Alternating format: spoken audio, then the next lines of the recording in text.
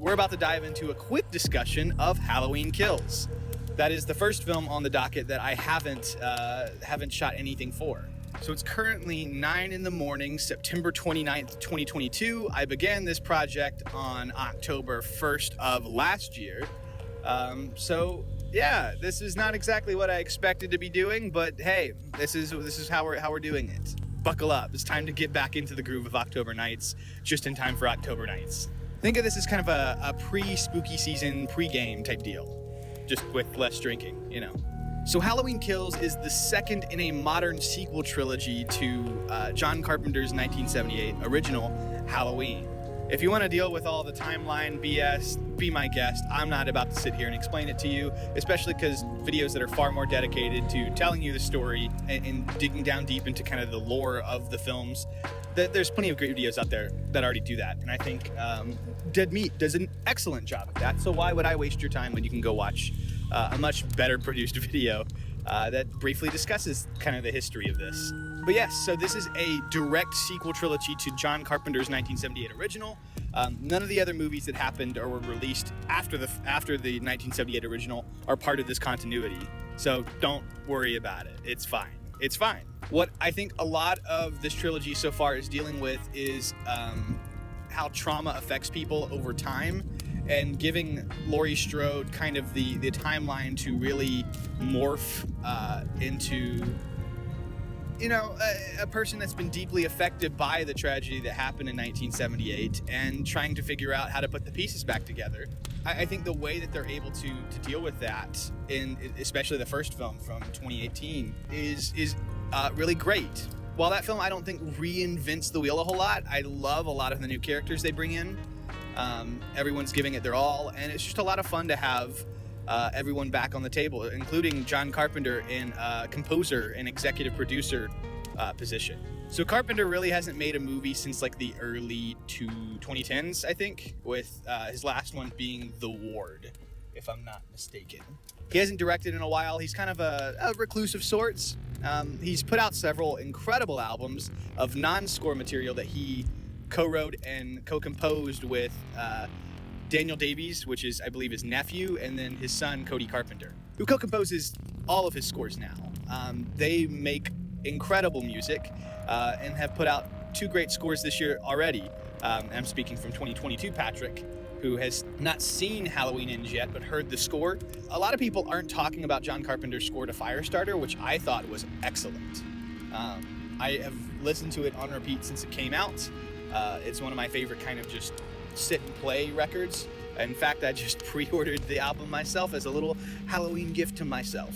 While it's sad that John Carpenter isn't directing or writing any of the material for, you know, the new Halloween movies, it's great that he's kind of given his stamp of approval to it and is involved in the projects. In previous years, they kind of just continued the franchise without any of his input, and that wasn't great. I mean, there are things to love about the worst sequels to the original, but they're not the same.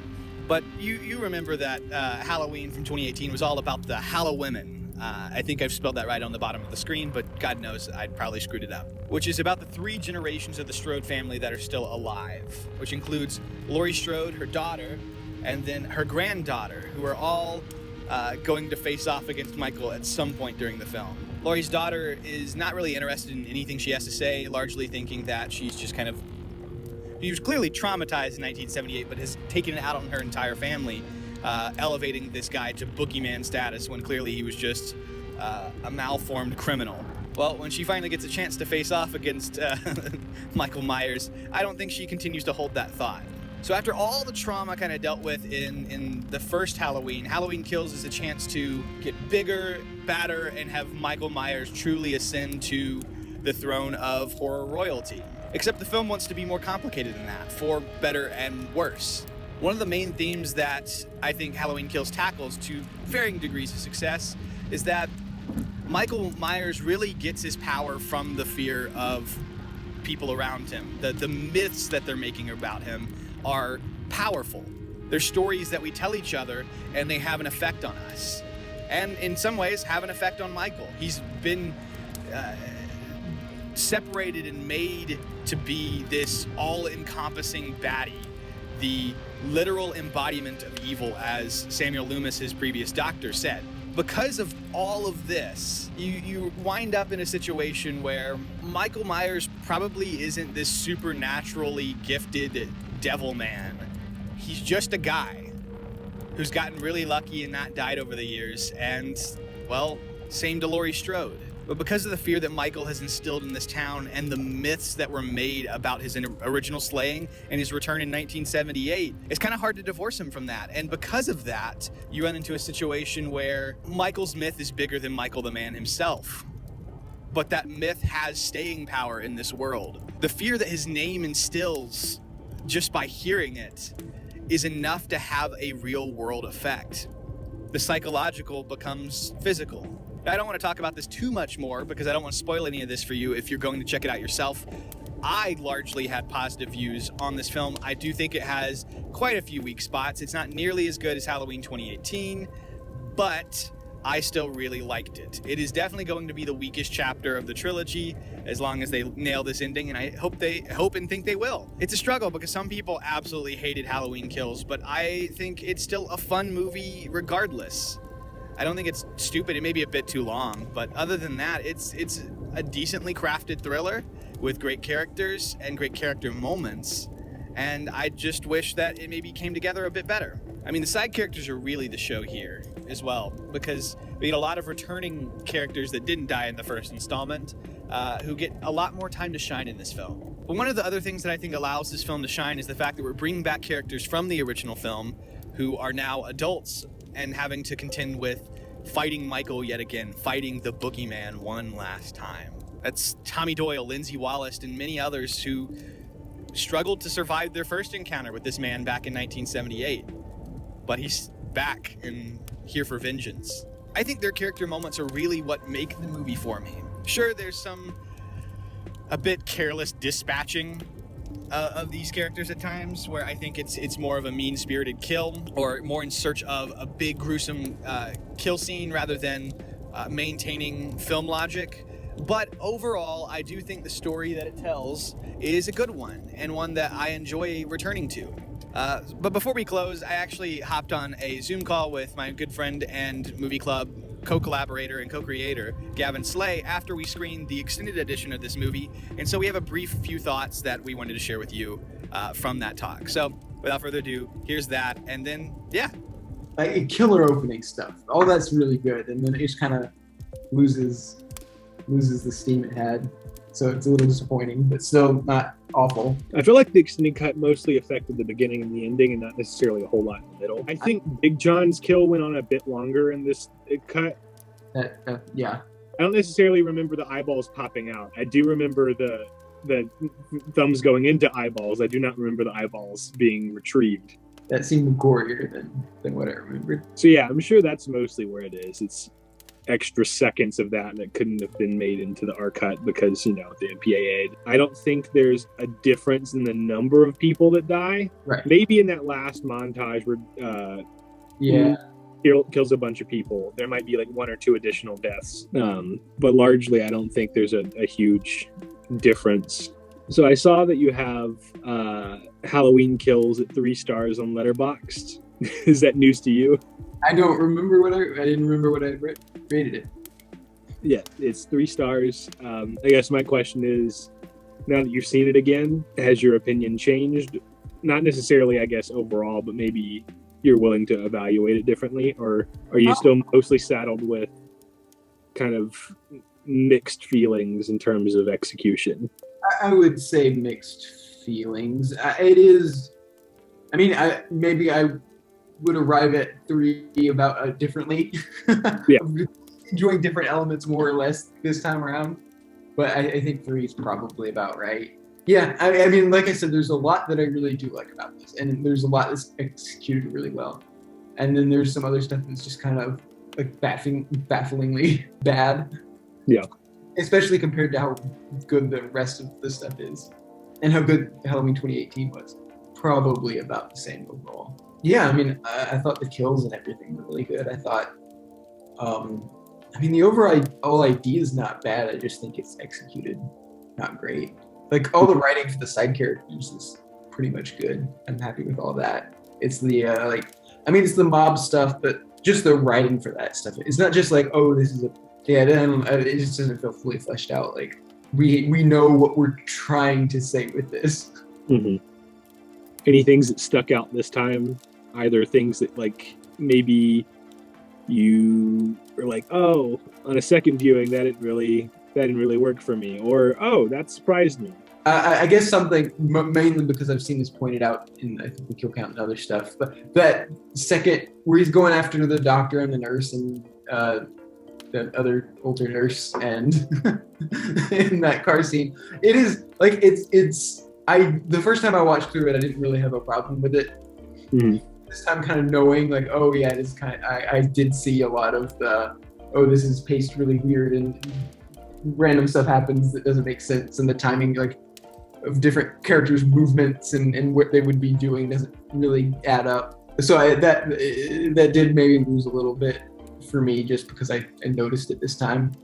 Mm-hmm. Like again, I have no real problem with the specific kills. It's just more of the like execution of this scene in terms of like, oh, she gets pushed out of the car and then disappears for a whole minute or more of screen time, and then she comes walking from a distance and shooting. Kind of just, yeah, more of that stood out, I guess.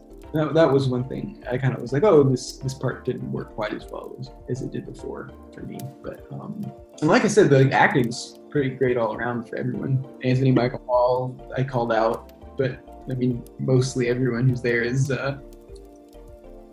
really good. I mean, yeah, Anthony Michael Hall's scene in the bar early on when he's like telling the story of the boogeyman is like so well done. Yeah, it's good. I think, like I said, the material is less than stellar, but his performance is great. So that makes it kind of engaging to watch, even when it's like,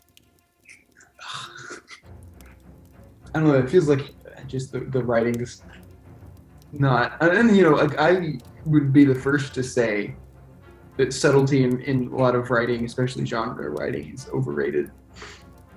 And you should just, you know, fucking go for whatever message you're going to say and put it in there and drive it home.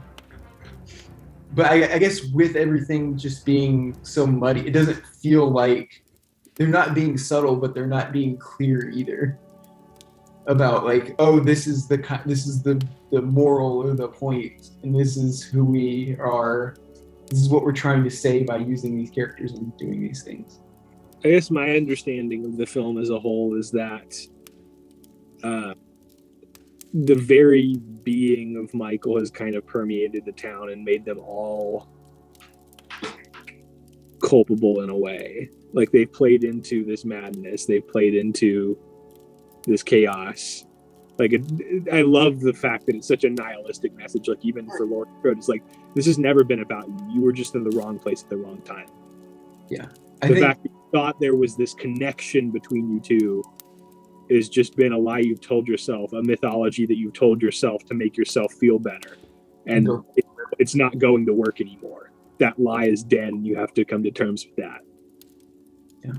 And while I think the execution of it isn't perfect, I do think that the themes that it's exploring are interesting, and I'm glad it did it. Yeah.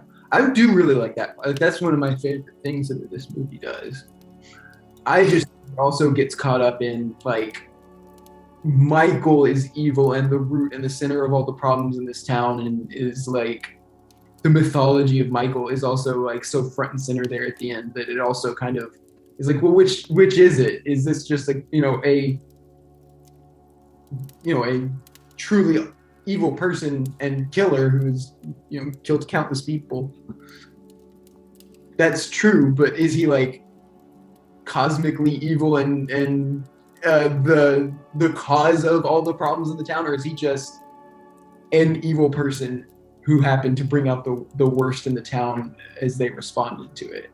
And I think this film is about that question and the different answers that people are willing to give to that. Because sure, there are some people who are already on what I think is the right answer, which is a man that has managed to survive countless things and has also managed to bring out the worst in everybody.